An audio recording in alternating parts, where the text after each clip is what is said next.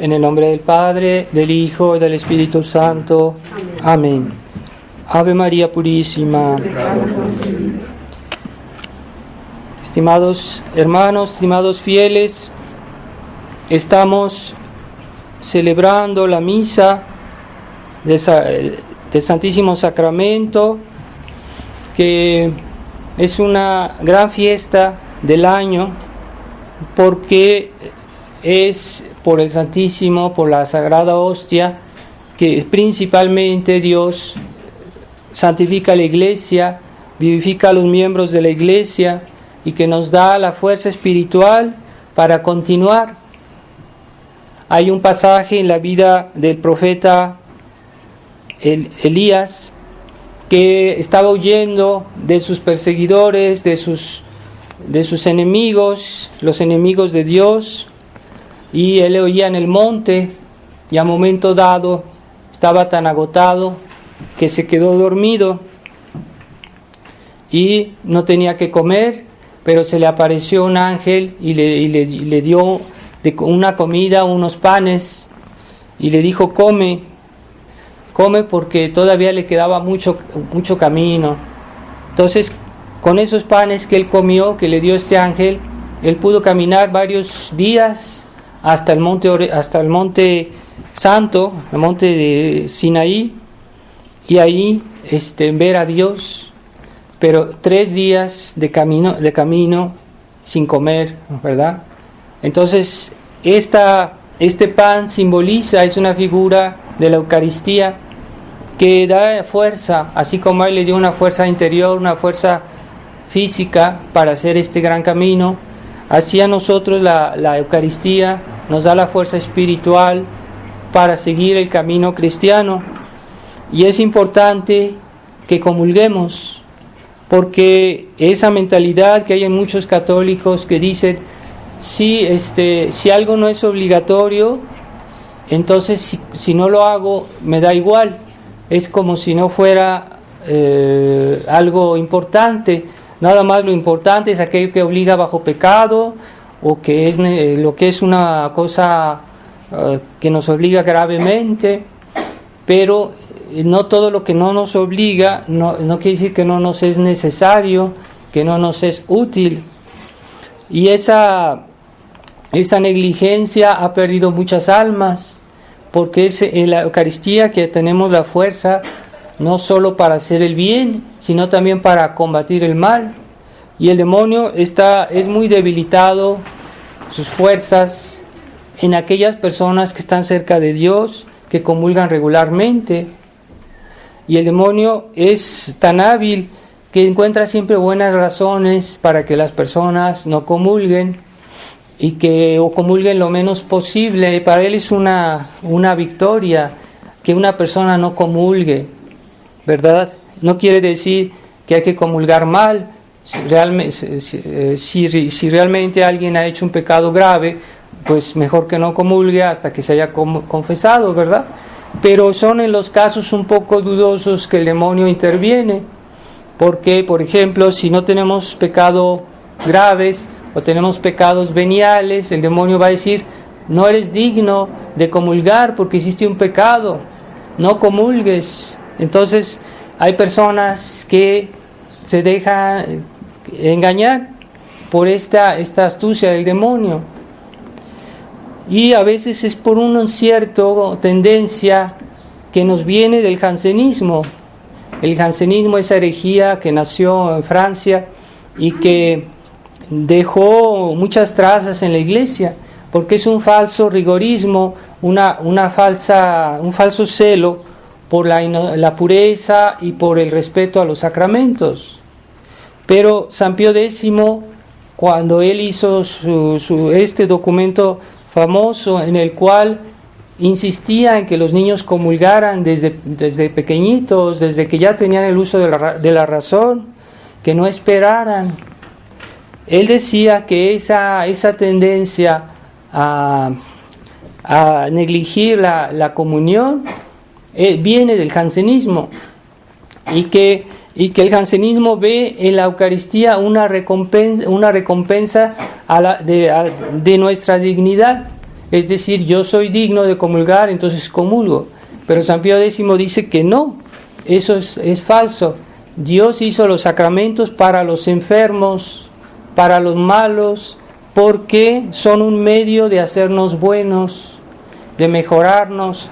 Así que, salvo que haya un pecado mortal cierto, seguro, entonces en ese caso sí, no hay que comulgar, pero en los demás casos hay que comulgar. Y hay un gran engaño, decir, no, pues que yo no me siento digno de comulgar. Pues nadie es digno. Aunque estuviéramos confesados y estuviéramos bien, no somos dignos de comulgar. Nadie es digno de recibir, estrictamente hablando, a nuestro Señor. Pero lo necesitamos, y Dios hizo los sacramentos no para las personas dignas, sino para las personas enfermas, que somos nosotros, pecadores, y necesitamos esa fuerza interior para mejorarnos, para hacernos mejores. Entonces, sí, ciertamente todos hacemos pecados veniales, pero si estamos en ese plan, pues nunca vamos a comulgar.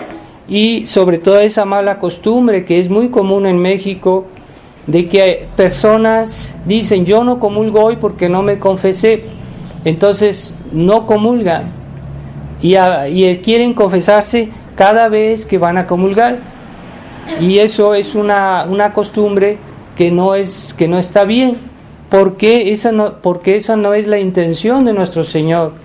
No es de esa manera que Él concibió la Eucaristía. La Eucaristía es una medicina para los enfermos que necesitan mejorarse. Entonces, ¿qué pasa?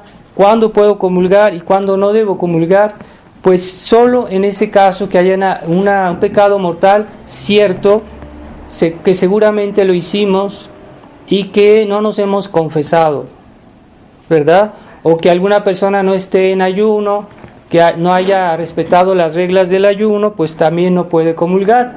Pero si tenemos pecados veniales, aunque sean más o menos serios, hagamos un buen acto de contrición y acerquémonos a la Eucaristía, que es una medicina para nuestra enfermedad. Y más aquellos que tienen más tentaciones, que son más débiles, que tienen más defectos, pues que comulguen con más razón. Pero sí es bueno hacer un acto de contrición bien hecho antes de comulgar. Y si tenemos duda que hemos hecho un pecado grave, sí o no, entonces también en ese caso se puede comulgar. Hay que comulgar y hacer también un buen acto de contrición. Dios nos perdona el pecado si hacemos un acto de contrición bien hecho. Dios ya nos perdona nuestros pecados, aunque sea tal vez, si es un pecado seguro, pues de todos modos Dios nos perdona, aunque tengamos que confesarlo después. Pero si es un pecado dudoso, que no estamos seguros que fue mortal o no fue, podemos comulgar haciendo un buen acto de contrición. Eso es la doctrina de la Iglesia, no las costumbres que a veces se introducen en las personas y que a veces son muy comunes, desgraciadamente, y que no son buenas para nuestras almas. No es el espíritu de la Iglesia, y eso es un cierto rigorismo que según San Pío X viene del jansenismo, esa concepción demasiado dura de la vida cristiana, y que nosotros debemos tener en cuenta que sí somos pecadores, somos débiles, y que estamos aquí como en la Iglesia es como un hospital en el cual todos estamos aquí para curarnos, para recibir la medicina que nos es necesaria para ser buenos, para ser mejores. Y esa presencia de nuestro Señor pues viene a hacer una gran obra dentro de nosotros, que a veces ni cuenta nos damos, o de una manera bien consciente de la obra de nuestro Señor en nuestros corazones, en nuestras almas. Está bien que es una consolación recibir a nuestro Señor, pero ¿qué es lo que deja nuestro Señor en nuestra alma después de su visita? La presencia real está en nosotros mientras las especies de la Eucaristía no se deshacen, ¿verdad? cuando comimos la hostia, pues puede estar todavía con nosotros unos 10 minutos, un cuarto de hora, en la presencia real, mientras la hostia se deshace en nuestro estómago. Entonces ahí ya perdió las especies, las especies eucarísticas, ya no tiene forma de pan, ya dejó de ser la forma de pan, entonces ya no hay presencia real. Entonces quiere decir que mientras nuestro Señor está en nosotros, debemos tener una actitud muy particular de respeto, de amor, y es cierto que automáticamente al recibir la hostia, en el momento que la comemos, ahí es cuando nos es dada principalmente la gracia sacramental. Pero ese momento que Jesús todavía está con nosotros, nos está haciendo bien, nos está dando otras grandes gracias suplementarias, y que debemos estar atentos a su acción, a su presencia, a su amor, eso que está haciendo Él está actuando en nuestra alma en ese momento. Por eso es importante la acción de gracias después de la comunión, y que no nos distraigamos o que no nos disipemos. A veces yo por eso insisto que después de misa pues recen algo, no se vayan así nomás, piensen que Dios todavía está presente tal vez con ustedes, y hay que venerarlo, y hay que aprovechar ese momento de intimidad para pedirle a nuestro Señor tantas cosas que quisiéramos pedir. Es el momento más apropiado de toda la semana para pedirle a nuestro Señor lo que ustedes quisieran pedirle. Y saben muy bien que en nuestra época es necesaria tantas cosas, tantos males que nos rodean, tantas necesidades espirituales, que sí hay que aprovechar para rogarle a nuestro Señor en ese momento. Entonces, esa presencia real es un regalo que del cielo. Es el más grande de todos los regalos, el más grande de todos los sacramentos, la presencia real de nuestro Señor. Por eso hay una fiesta especial para la Eucaristía. No hay una fiesta para la confesión, ¿verdad? Una fiesta para la extremaunción, o no sé. Se festeja la fiesta de la Eucaristía.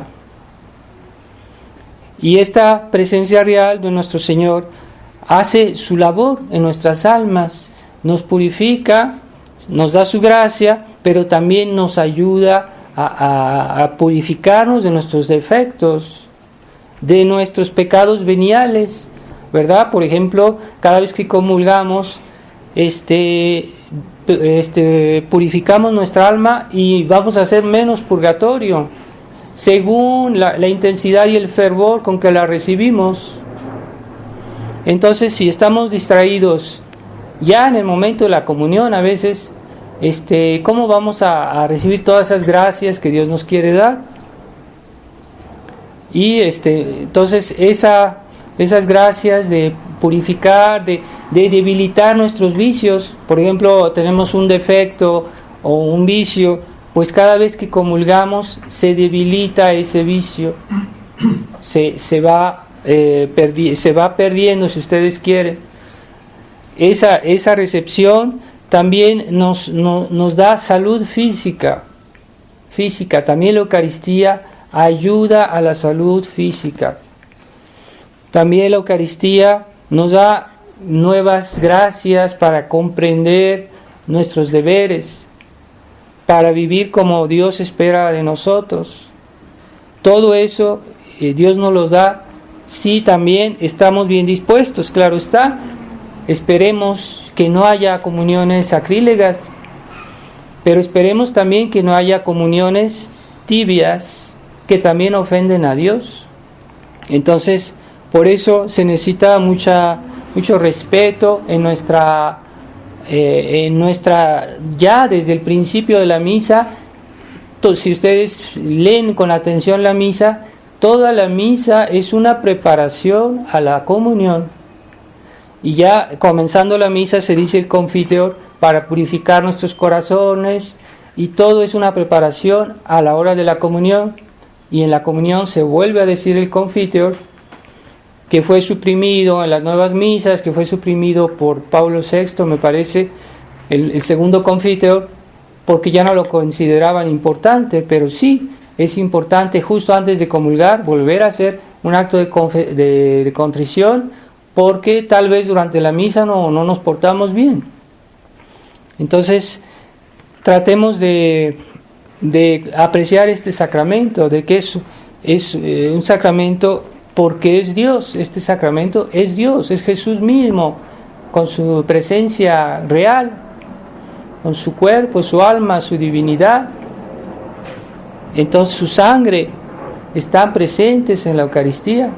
Es una cosa demasiado grande que a veces por lo mismo que es tan grande estamos como distraídos y no la tomamos realmente como es. Dios podía haber hecho cada vez que lo recibamos un milagro, algo grande pero no, Él quiso hacerlo de una manera muy sencilla y esconderse bajo las apariencias de pan y de vino, en una gran humildad, para que hagamos ese esfuerzo de fe, ese esfuerzo de piedad, que va a ser más, va a valorar más la comunión que hagamos, porque lo hacemos por fe, por confianza en Dios. Por eso es importante también el respeto a la presencia real durante la misa, o por ejemplo cuando entran a una capilla donde está la presencia real, pues es muy importante comportarse bien, evitar de platicar en lo posible solo cuando hay una verdadera necesidad, pero no una conversación delante de la presencia real no está bien. O por eso se insiste en que hagamos la genuflexión, que hagamos vestirse bien, correctamente, ¿verdad? Todo eso forma parte de nuestro culto a la Eucaristía, que hoy se pierde y que muchas, incluso en capillas de la tradición, se pierde ese respeto, porque el espíritu del mundo está penetrando en los medios de la tradición.